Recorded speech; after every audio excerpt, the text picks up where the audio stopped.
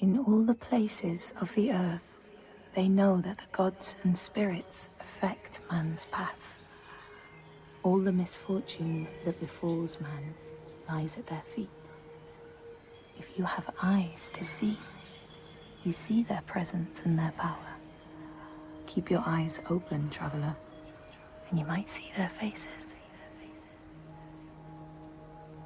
Here, they once said that Loki lies imprisoned in a cave, trapped by his enemies, who set a serpent above to drip venom on his face.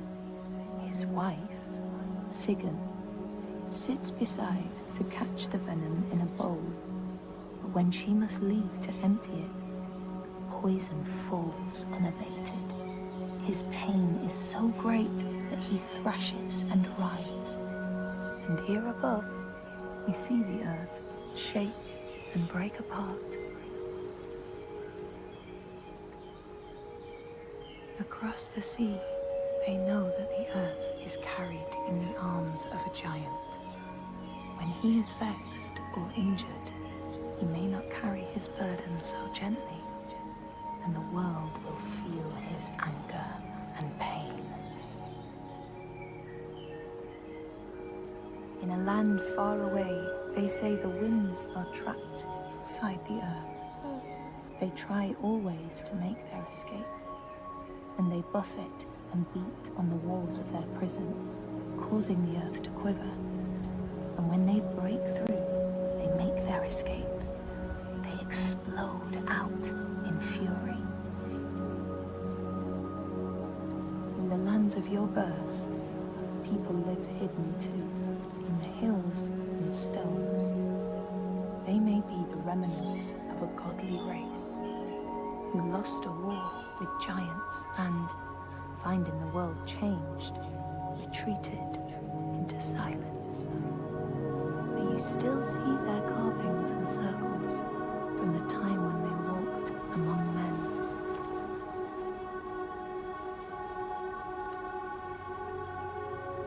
Here, they know that if times are harsh, you may ask of the hidden folk to share their bounty. And if you are strong and wise and good, they may hear your plea and send you aid. But if you are not, or if you do not respect the strictures they lay down, you might have your strife doubled.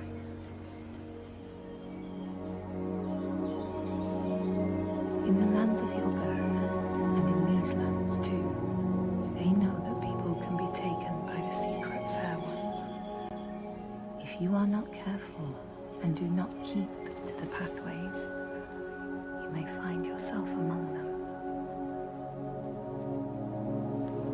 In a land to the east, they know that when a traveler finds themselves lost, it is the fault of the Landdisasteinar, who wait at the crossroads to trick souls passing by. The only remedy is to let your horse lead you home, because beasts have no souls. But if you have no horse, your soul is lost forever.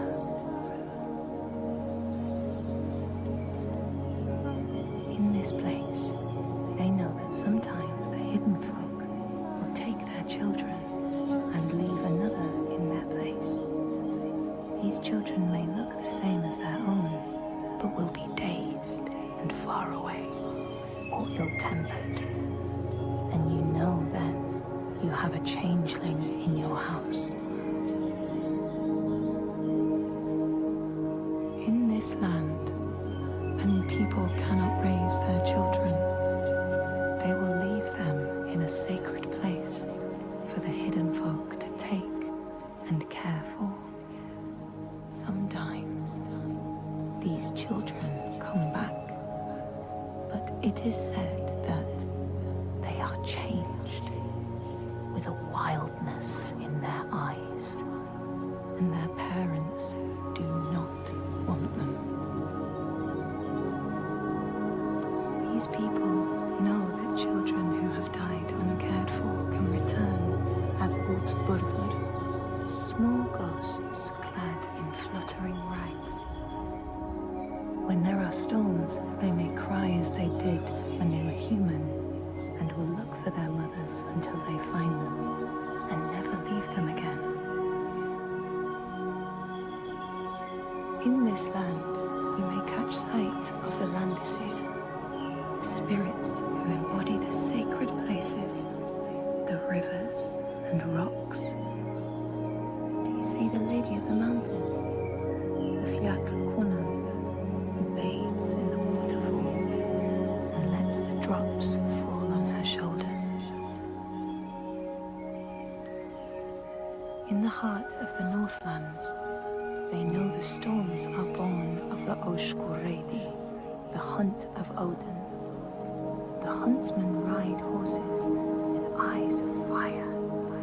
Their weapons clash like thunder, and it is best to hide inside, lest your spirit be called to join them. In your lands, traveler, they know that the Kailif, the hag of winter, is the one who hurls sleet and snow upon the land. She lives in a sea rock and rules the waves of the roiling winter ocean with her blackthorn staff. She strikes the ground to destroy the shoots of growing green, so the winter will lie long and low on the land. These people know that the sea god, Ran, sets out nets to trap sailors and drag them to her world.